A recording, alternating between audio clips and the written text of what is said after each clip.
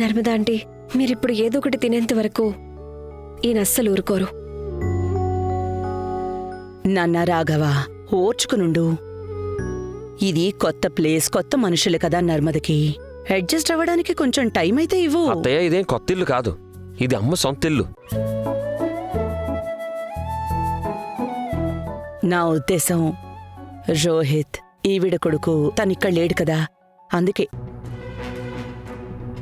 రాఘవ, నన్నే తీసుకో. నువ్వు నన్ను ప్రపంచంలో ఉన్న ఎంత గొప్ప హోటల్కైనా పంపించు, కానీ నాకది ఎప్పటికీ ఇంట్లోలా అనిపించదు. ఎందుకంటే అక్కడ నా మేనల్లుడు రాఘవ ఉండడు కదా.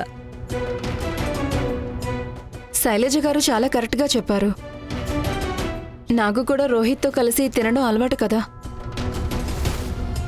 Was missing him. అయితే నేను లేకుండానే తినమని మీకెవరు చెప్పారమ్మా?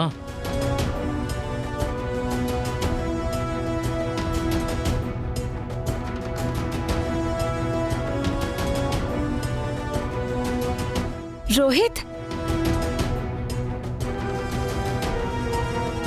మీరు నాకు ఒక ఫోన్ చేసి ఉండాల్సింది, నేను వచ్చేసేవాణ్ణి. అదంతా సరే, నువ్వెలా ఉన్నావు? మంచిగా పడుకున్నావా? తెలుసా, నాకు ముందైతే అసలు నిద్రే పట్టలేదు, కానీ మీతో మాట్లాడిన తర్వాత చాలా బాగా నిద్రపోయా. అండ్ మీకోసం బ్రేక్ఫాస్ట్ కూడా తీసుకొచ్చానమ్మా. అందరి కోసమా? అవును, అందరి కోసం. Hello everyone, good morning. నువ్వు ఇక్కడ కూర్చో. Thank you.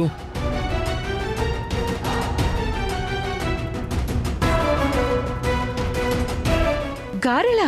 ఎస్, సాంబార్ కూడా ఉంది. మీకు ఎలా ఇష్టమో అచ్చం అలాగే. మీరందరూ కూడా ట్రై చేసి తీరాలి. ఇది రోహిత్ స్పెషల్ రెసిపీ. ఎప్పుడు చేసినా సరే చాలా టేస్టీగా ఉంటుంది. అది ఎలానో ఏంటో.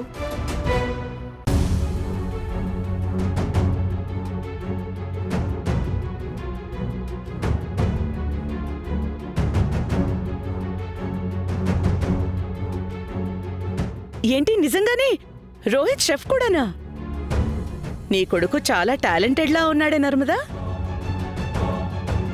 ఆంటీ, నా గురించి మీకు పూర్తిగా తెలియదు కదా. ఇది తీసుకుని టేస్ట్ చేసి అప్పుడు చెప్పండి ఎలా ఉందో. వీరేంద్ర, కొంచెం పాస్ చేయనా?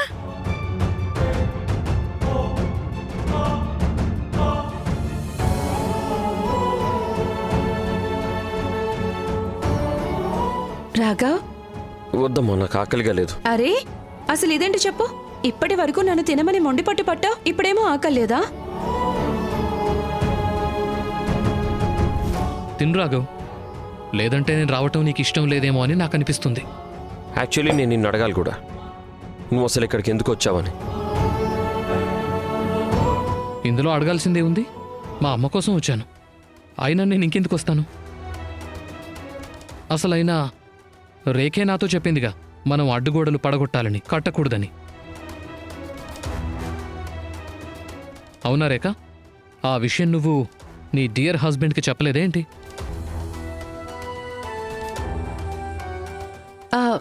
ఏం పర్లేదు. డైనింగ్ టేబుల్ దగ్గర వాదనలు చేయకూడదు. అందరం కలిసి తిందాం రండి. నేను మొదటి బయట నీ చేత్తోనే తింటాను. తప్పకుండా.